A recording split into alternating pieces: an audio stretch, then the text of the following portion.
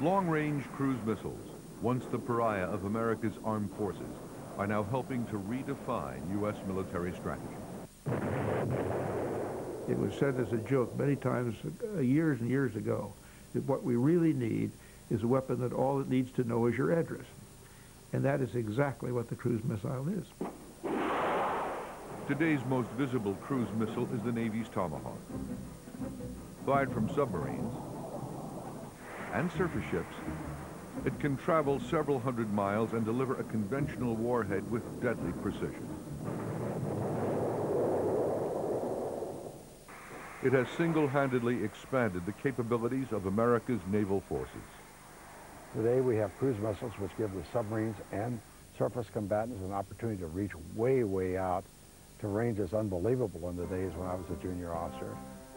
The Tomahawk enables the Navy to hit distant targets without exposing pilots to enemy anti-aircraft fire, making it a favorite of politicians since its highly successful debut in the Gulf War.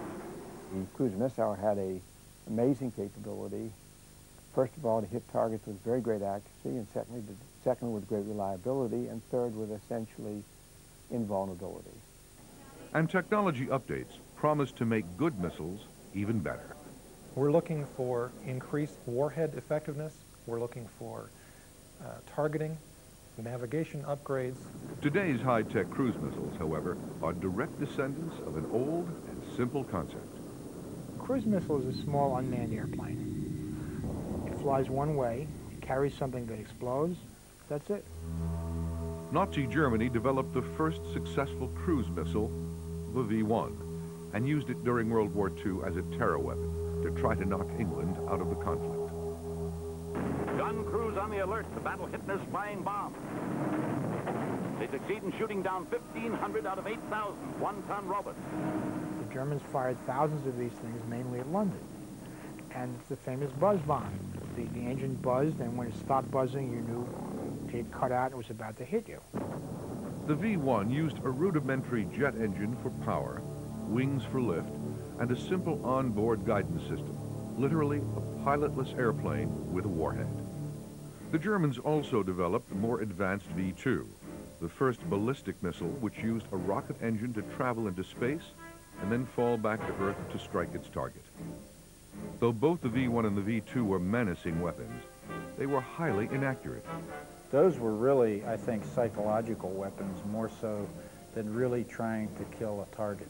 Collateral damage was just immense. Shoot an arrow into the air, and where it landed, I know not where, and that's pretty much the way that operated. But that didn't stop the United States at the end of World War II from rushing to exploit the German technology that built the V-1 and V-2. We go into Germany and we obviously are interested in the technology for these cruise missiles and these ballistic missiles as nuclear delivery platforms. And nuclear delivery is, of course, in the late 40s and then under Eisenhower during the 50s, you know, the major impetus in U.S. force planning. Since cruise missiles were basically unmanned airplanes, the technology seemed easier to master than ballistic missiles, which burned highly volatile liquid fuel that was difficult and dangerous to use. Therefore, money was poured into the long-range cruise missile programs. When you look at early cruise missiles, the earliest ones are conceived before anyone thinks ballistic missiles will work. And ballistic missiles are somewhere down the road. In the 1950s, we developed cruise missiles as a hedge, as it were, against the possibility that we might not solve the problems of ballistic missiles. The Air Force's major long-range cruise missile program was called SNARC. 5, 4, 3, 2, 1, mark.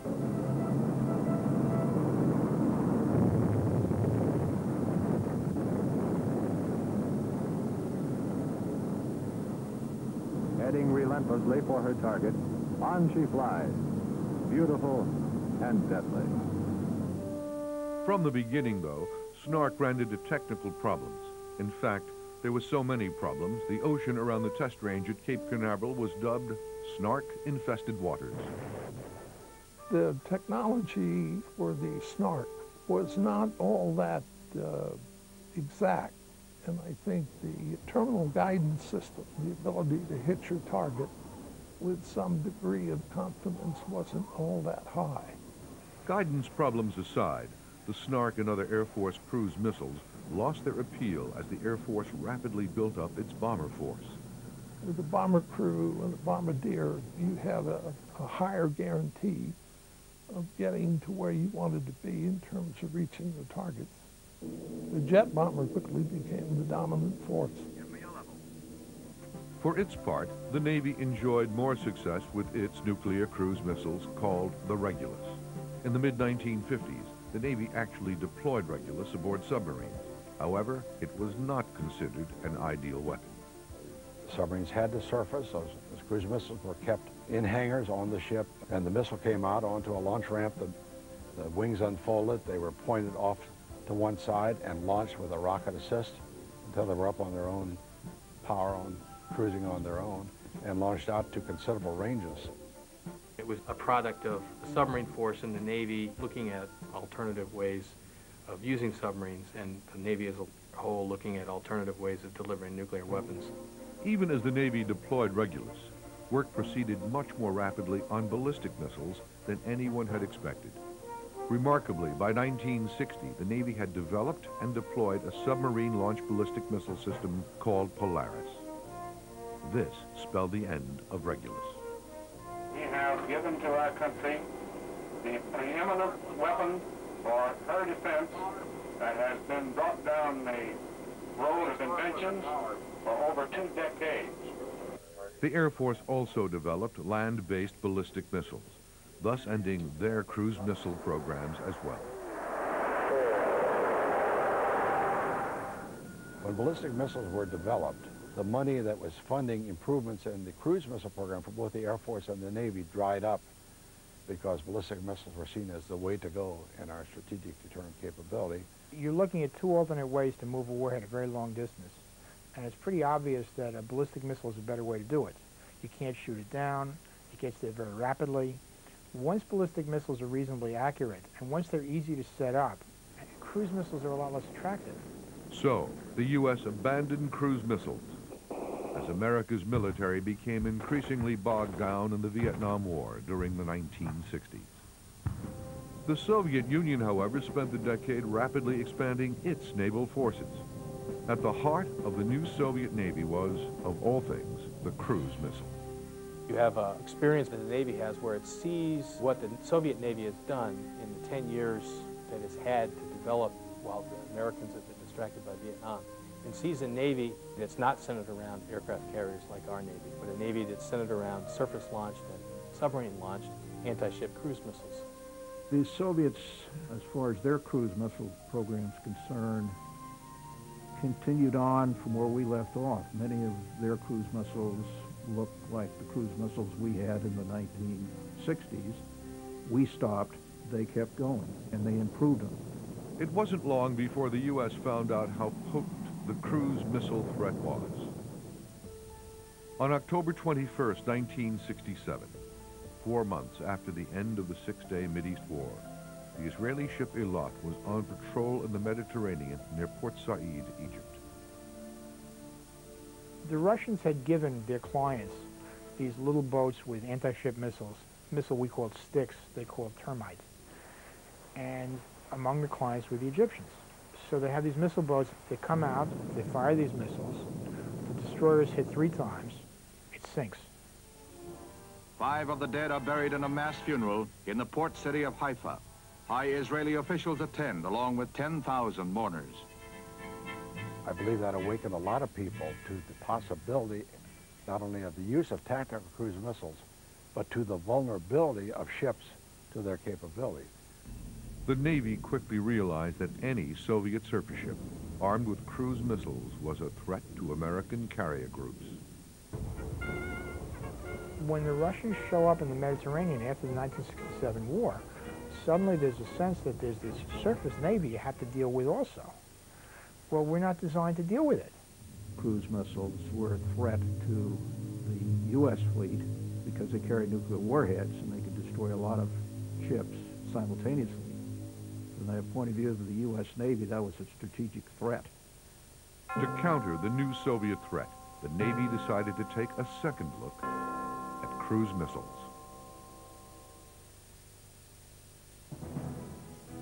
The new Navy cruise missiles would be armed with conventional explosives to be used as tactical anti-ship missiles with a range of 60 miles. They were called Harpoon. The Harpoon was designed specifically to be carried by one ship and used to attack another ship. You might think of it as a modern-day replacement for the 14-inch guns and 16-inch guns that battleships carried in those days. It had several advantages over guns. One is it had a longer range, but most importantly, it could be much more accurate. It provided the capability for ships, including submarines, destroyers, cruisers, to carry cruise missiles on board and gain a new long-range strike capability against other ships and other platforms. One of those other platforms was surfaced Soviet submarines. One of the virtues of Harpoon was that it could sink a surface sub. That sounds kind of crazy also, except that the way the Russians guided their anti-ship missiles that they fired from subs, the submarine had to stay surfaced while the missile was in flight to tell where to go. So if you could kill the sub after he fired, you wiped out the attack. But not everybody in the Navy was happy with Harpoon, particularly the pilots. In the Navy, the people who were proponents of manned aircraft saw cruise missiles as a threat to their ultimate role in mission. A major role for carrier aviation was to destroy Soviet ships at sea. An alternative approach to doing that was, of course, going to be very threatening to what at that time was probably still the dominant platform community in the Navy. The Navy made sure that Harpoon was billed as an addition to manned air power, not a replacement. You could put a 60-mile missile on a surface ship, and you could tell a story that would say that this complemented what the aircraft carriers provided and wasn't a threat to them. This was a limited system that was never going to provide the capabilities that the carrier wing provided. Even though the range of Harpoon was limited, the missile needed new capabilities in order to locate the enemy. The initial efforts to target Harpoon, in other words, the initial efforts to give a platform the ability to target well over the horizon, indicated the future possibilities of technologies only then coming into existence. Like satellites. In addition to monitoring the Soviet Union's nuclear arsenal, U.S. satellites now began tracking Soviet ships, sending positional information to U.S. ships armed with Harpoon missiles. Now, for the first time, every Navy ship commander was tied into an information network. What he gets is information on what's around him. It's as though he has a big radar that sees thousands of miles, right? Well, that's a very different kind of operation. And in fact, that's the beginning of what's now called network-centric, where all of the information that we can collect is merged together, and what you get is a picture of what's going on around you. It isn't just your information, but everybody else's too. Maybe if you want to look at the contribution of anti-ship cruise missiles to the United States, that's the biggest single contribution, and it's a very big one. Changed the way we operate. The Navy saw a bright future for cruise missile technology. People always saw from the very beginning that there was a potential for a follow-on to Harpoon that was going to be a much longer range and a much more robust capability. Nevertheless, a large cruise missile technology gap remained between the U.S. and the Soviet Union. So when President Richard Nixon and National Security Advisor Henry Kissinger entered the first strategic arms limitation talks with the Soviet Union in the late 1960s, they tried desperately to put cruise missiles on the negotiating table, but to no avail. The Soviets did not want to discuss them. They just put it off. Probably wisely, because there were enough things to talk about anyway. The main efforts then were to limit ballistic missiles, put a cap on them, if nothing else. After the SALT I treaty limiting ballistic missiles was signed in 1972, the Nixon administration quickly moved to develop long-range nuclear cruise missiles to counter the Soviet threat. 1 week after the signing, I was told that the Secretary of Defense was going over to the Congress, and he was going to ask for $20 million to start a submarine-launched strategic cruise missile program.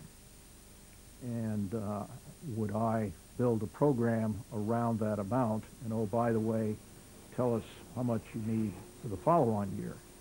The work the Navy had been doing on anti-ship missiles was put on the back burner as the emphasis shifted to developing long-range nuclear cruise missiles. Basically what happens is that money pours into the cruise missile realm, but most of the money is devoted to developing a nuclear land attack cruise missile that would be based on submarines and surface ships. The Navy, however, viewed its primary mission as patrolling the ocean's unconventional military missions, not providing a response to a Soviet nuclear attack. So it was hesitant to plunge into another nuclear weapons program. The Navy people were not so much hostile to it at that time as they were reluctant to expend scarce dollar resources. That is always an appropriate concern for a service. If the Navy was lukewarm, the Air Force was downright hostile. The Air Force was not looking at a long-range cruise missile at that point. The B-1B was into development, and this was to be the new bomber, and that was our priority. If you ask why the Air Force didn't love the cruise missile, one possible answer is that Air Forces are often said to exist so that they can fly. Even when they use a lot of missiles, flying is a big thing with the Air Force. Nevertheless, the Air Force did send a liaison officer to the Navy's Cruise Missile Department, where Admiral Walter Locke was busy developing new missile technology. The first thing that had to be settled was navigation. We had one that was suggested to us before I even got involved, which was terrain contour matching.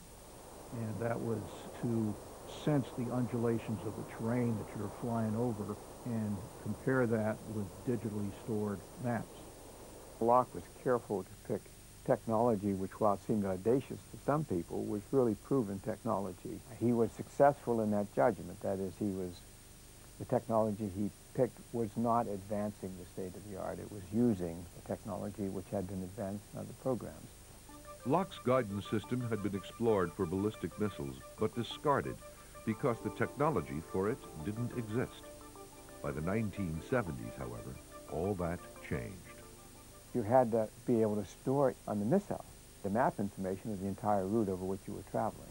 The computer technology, storage technology was just coming along that made that possible.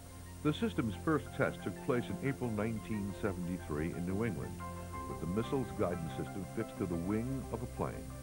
Target, the airport in Burlington, Vermont. We tried to make this as tortuous as possible for the navigator to fly in. The airplane would go in one direction, then another direction, then backtrack. It was successful. It wasn't really, again, a huge technical leap forward. It was just a clever application of technology that did exist. And then the diligent work of actually doing the mapping and digitizing. That took thousands of man hours to do that. While the Navy moved ahead on its long-range cruise missile, the Air Force was focused on ways to protect its existing bomber force in any nuclear mission over the Soviet Union. One of the interesting ways that it started to think about doing that is to generate decoys. A bomber can fly along, drop out of its bomb bay or from under its wings, a flying object to make it look to opposing radar systems like it's a bomber. Then the Air Force decided to turn the decoy into a weapon. It's already gotten kind of expensive. It's gotten kind of big. Nuclear weapons can be made pretty small. Why not kind of get a twofer here? And I've got a decoy, but it's also a weapon too. In fact, what the Air Force had come up with was a rudimentary cruise missile. The initial Air Force effort was a short-range cruise missile to be carried by the B-52s as a penetration aid, to be launched for a few hundred miles against the surface-to-air missile complexes in the radar. And I don't think there was any thought process then of developing a long-range cruise missile so the bomber could stand off and still strike at strategic targets. That thought, however, did occur to the civilian leadership in the Pentagon. For the nuclear attack mission, the beauty of the cruise missile was that it permitted our bombers to stand off the Soviet Union and deliver those weapons to the appointed target without overflying the Soviet Union. However, the cruise missile standoff capabilities threatened the Air Force's hopes for a new bomber to replace the aging B-52.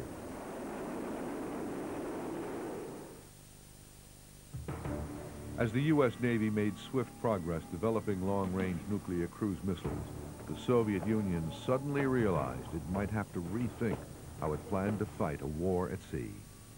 The way the Russians planned to destroy the U.S. Navy was that they planned to attack the carriers on the outbreak of war all at once, get everything they could. They called it the Battle of the First Salvo.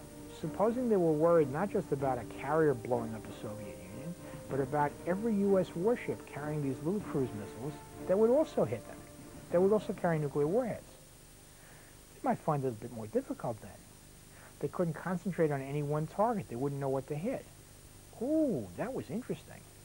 With the balance now tipped in the U.S.'s favor, the Russians suddenly wanted to put cruise missiles on the arms control agenda. The Soviets become concerned about the U.S. cruise missile program. On the other hand, we were concerned about an airplane, a bomber called by us, Backfire.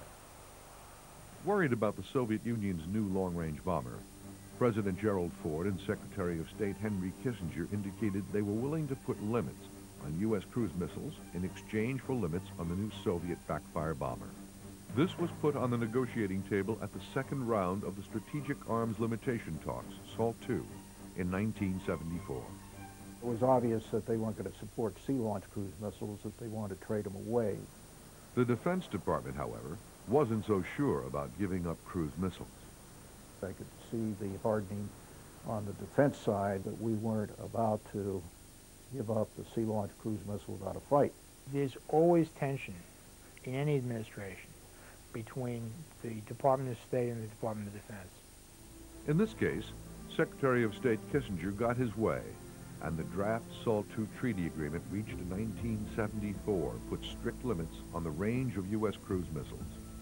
He was also able to convince President Ford to fire Secretary of Defense James Schlesinger, partly because of his opposition to the limits on strategic cruise missiles.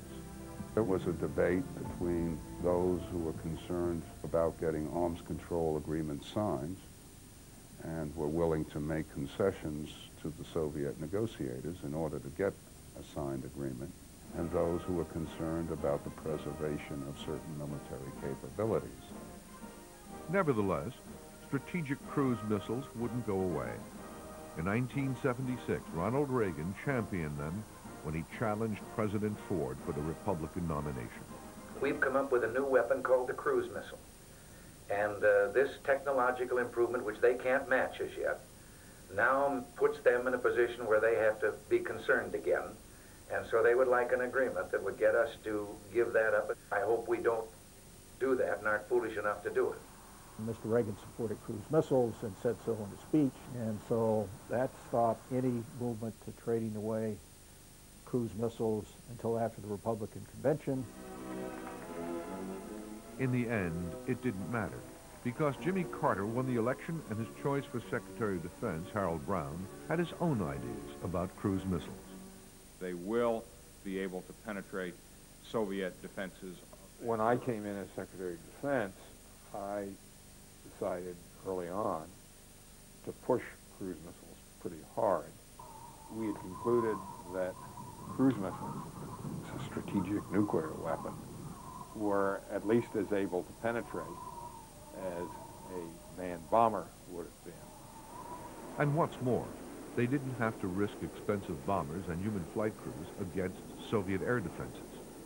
The Soviet Union developed magnificent air defense capabilities, and bombers became increasingly vulnerable if they overflew the Soviet Union, whereas cruise missiles directed from a cruise missile carrier at a distance could fly without risking the lives of any of our airmen. Brown pushed the Air Force to develop long-range cruise missiles that could be launched from existing B-52 bombers. The Air Force realized those missiles might be a substitute for their new B-1 bomber, which was in development. From the Air Force's point of view, this is like the worst nightmare. You know, a technology's come along that's very attractive to political leaders, a technology that is just naturally gets perceived instantly by people as an alternative to an expensive new bomber. And on June 30th, 1977, the Air Force's worst fears became reality when the Carter administration canceled the B-1. My decision is that we should not continue with deployment of the B-1. My recommendation to the President and his decision not to proceed with production of the B-1 were based on the conclusion that aircraft carrying modern cruise missiles will better assure the effectiveness of the bomber component of U.S. strategic forces in the 1980s. President Carter saw, what is this? We're going to spend all this money for a B-1 bomber when you could just put standoff cruise missiles on ships you already had, and it made much more sense because you don't want your planes flying over the border where you're under enemy attack. To compel the Air Force to develop an air-launched cruise missile, William Perry, at the time the Undersecretary of Defense for Research and Engineering, decided to merge the air-launched and sea-launched cruise missile programs into a single office that reported directly to him. I had been told by the outgoing Deputy Secretary of Defense that there was a substantial service battle, struggle over cruise missiles. And implicit in that was his belief that without the strong support at the Secretary of Defense level, that the program would falter or fail. Still steaming from the cancellation of the B-1, the Air Force was rankled even more by Perry's decision to put Admiral Walter Locke in charge of the Joint Office. Part of the initial problems were the setting up of the Joint Cruise Missile Program Office, which had the connotation of saying, well, we can't trust you guys, and I want to be sure it gets done right, and I've got a very good program manager in Admiral Locke. And so the disgruntlement, I think, had a lot to do with people feeling that usurped the Air Force acquisition process.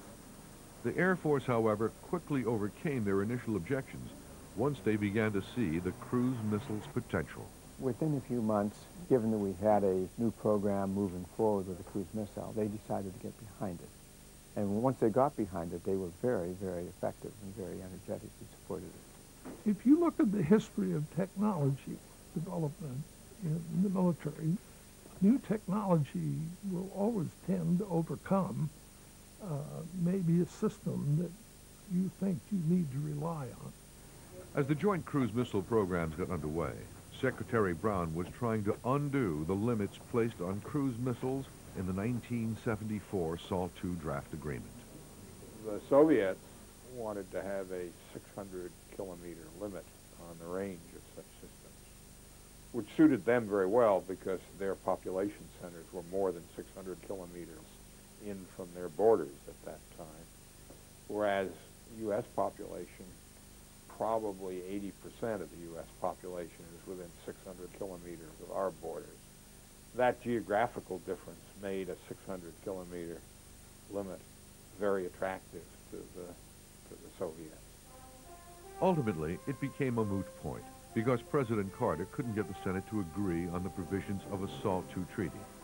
At the same time, the nuclear cruise missile program led to rapid progress in developing new technology.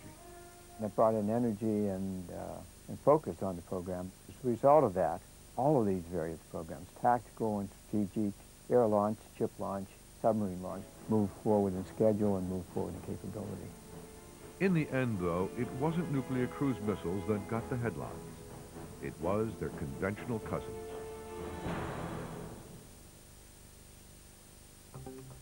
Once the technology for long-range sea and air-launched cruise missiles had been developed in Admiral Locke's Joint Cruise Missiles Project Office, the Defense Department decided to turn over actual deployment of the air-launched cruise missiles, called ALCMs, to the Air Force's Aeronautical Systems Division.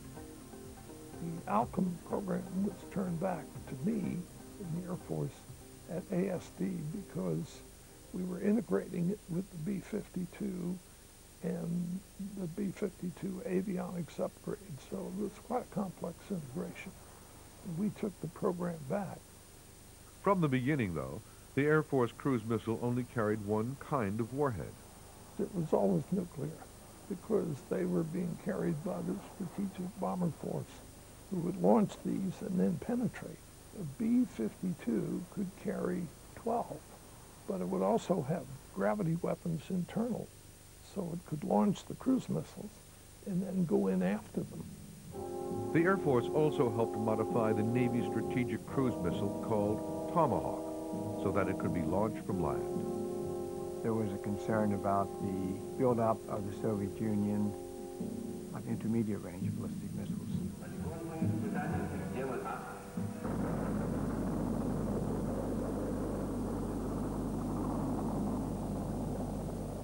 The ground-launched cruise missile was intended to give us parity for those missiles which the Soviet Union had targeting Europe. By the mid-1980s, the U.S. had deployed nuclear cruise missiles in the air, on land, and at sea. For the Navy, though, the nuclear version of the Tomahawk took a backseat to the conventional version of the weapon. To most in the Navy, the anti-ship version of Tomahawk was the important one, because after all, they were getting improvements in ballistic missiles, and so a nuclear Tomahawk did not seem to contribute that much. That's because the Navy was already deploying a new nuclear weapon, the Trident missile submarine. Admiral Locke, however, saw that a conventional long-range Tomahawk could give the Navy more than just an anti-ship missile. A long-range Tomahawk could also hit targets on land. So he began working on a conventional missile with much greater accuracy than its nuclear cousin. A conventional missile could only carry a fraction of the explosive power of a nuclear Tomahawk, so it had to make up for that in accuracy. Nuclear Tomahawk was going to get within 300 feet of its target using its guidance system, and then the nuclear weapon was going to go off and the target was going to be destroyed. One of Walter Locke's main contributions was to come up with a technology that allowed cruise missiles to close that last 300-foot gap and get right near a target so that you could destroy it with a conventional weapon. Locke's technology, adapted from a small Navy program that was designing a precision bomb, used digital photographs rather than radar to direct missiles to their targets. As it approached even more closely to the target, its final fix, it would take a camera picture of the ground underneath the missile, binarize it, kind of like a checkerboard, and compare that to the stored images on board the missile in order to precisely locate the missile as it began its terminal phase of navigation on its way to attacking the target. As early as 1978, test flights proved the technology worked, that cruise missiles could be accurate enough to be used as conventional weapons. This is a very effective weapon. Our choice of it has been, in my view, completely vindicated. Despite its success, the Navy's conventional Tomahawk program remained a low priority during the early years of the Reagan administration, because achieving nuclear superiority over the Soviet Union remained the top priority. The conventional version did deploy in 1983 on the battleship New Jersey, but it was a token. There was one or two of them out there. I think they shot one of them just for demonstration. Over the course of the 1980s, however, the importance of nuclear cruise missiles rapidly diminished. For one thing, President Reagan and Russian President Mikhail Gorbachev agreed in 1987 to eliminate short and medium-range missiles, including the ground-launched cruise missile. For the first time in history, the language of arms control was replaced by arms reduction. In this case, the complete elimination of an entire class of U.S. and Soviet nuclear missiles. Then the fall of the Berlin Wall in 1989 and the collapse of the Soviet Union dramatically altered the focus of the entire cruise missile program as attention shifted from nuclear to conventional battlefields. The technology was focused to exploit it in the strategic domain in terms of maintaining a credible deterrent on the Soviet Union. Now that we don't have the Cold War anymore, you reconsider how you use that technology. As a result, the Air Force began converting some of its long-range nuclear cruise missiles to conventional warheads, while the Navy stepped up production of the conventional Tomahawk.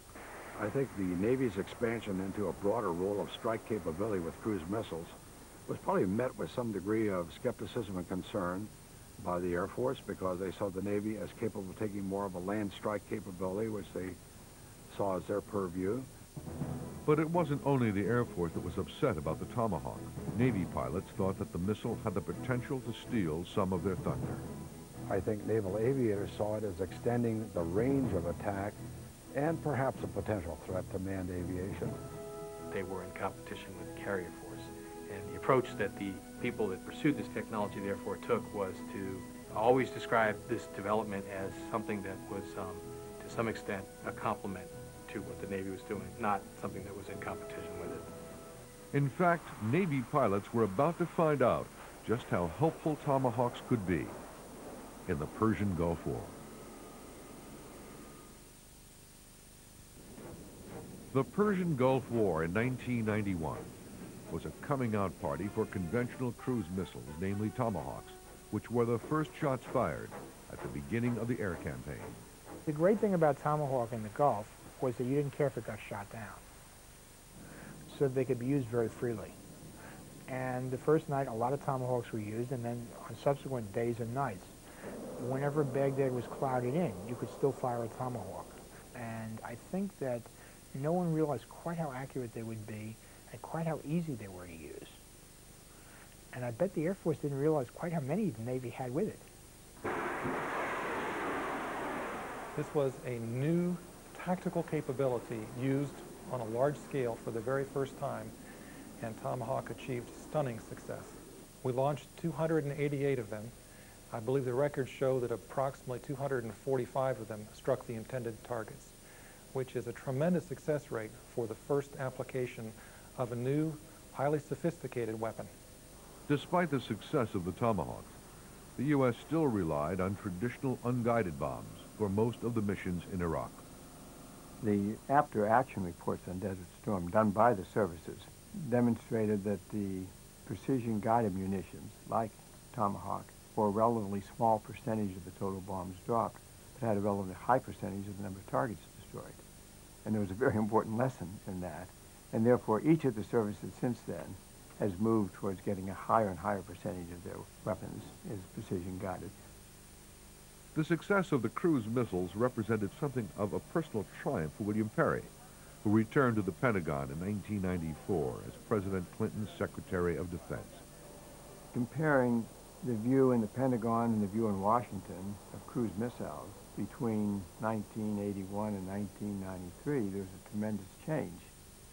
And the principal reason for that change was Desert Storm. Desert Storm demonstrated a fact which those of us following the program already knew, which is that the cruise missile can be used for long-range ground attack missions, high reliability, with high accuracy, and with relative invulnerability. I think that the cruise missile might have been developed more slowly than otherwise if the civilian leadership had not been as insistent as it was. It's possible that it might never have been developed.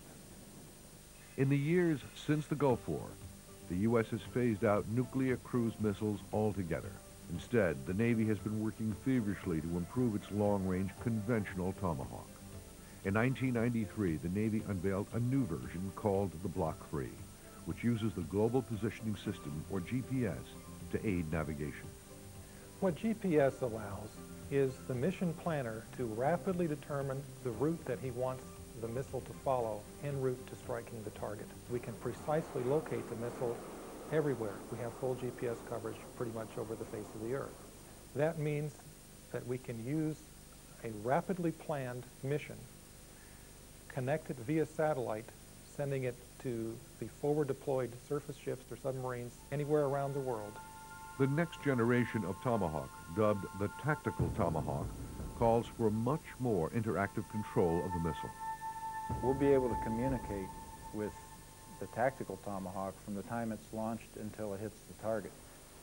This provides the warfighter the ability to communicate real-time with the missile virtually all the way in till target destruction.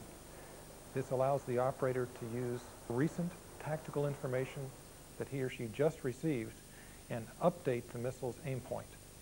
Cruise missiles have also helped move the military into the information age. In the Navy, we call that metric-centric warfare. So, you know, we've really moved from the air crew being the centerpiece of target identification and aiming the weapons to electronics doing that.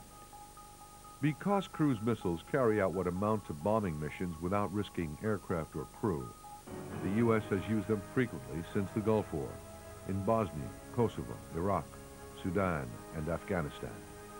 Despite their success, though, even their most ardent proponents know they are a limited weapon.